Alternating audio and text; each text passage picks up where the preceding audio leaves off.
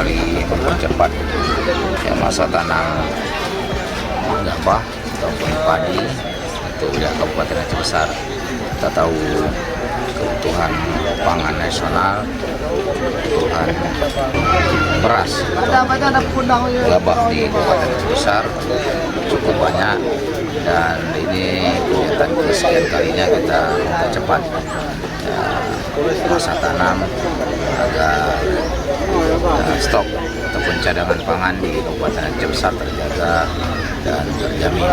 Pemerintah hadir bersama masyarakat hari ini kembali di lokasi persawahan pertanian di Kampung Langkawi, Kecamatan Utara, Kabupaten Aceh Besar. Beberapa waktu yang lalu kita sudah berhadir di Kecamatan Buta Congli dan di Kecamatan satu lagi mungkin Selimung, ya, dan mungkin minggu depan kita di Kecamatan Kamintang bersama kawan-kawan TNI AU.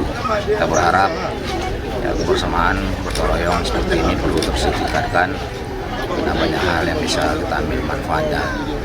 Meskipun kemandirian diharapkan, pemerintah tidak tinggal diam, tentunya memperhatikan. Kemarin sebelum dimintakan kami sudah mengajukan kepada Pak Menteri, Pak Gubernur, hand traktor, hand sprayer, semua sarpras kebutuhan petani kita ajukan.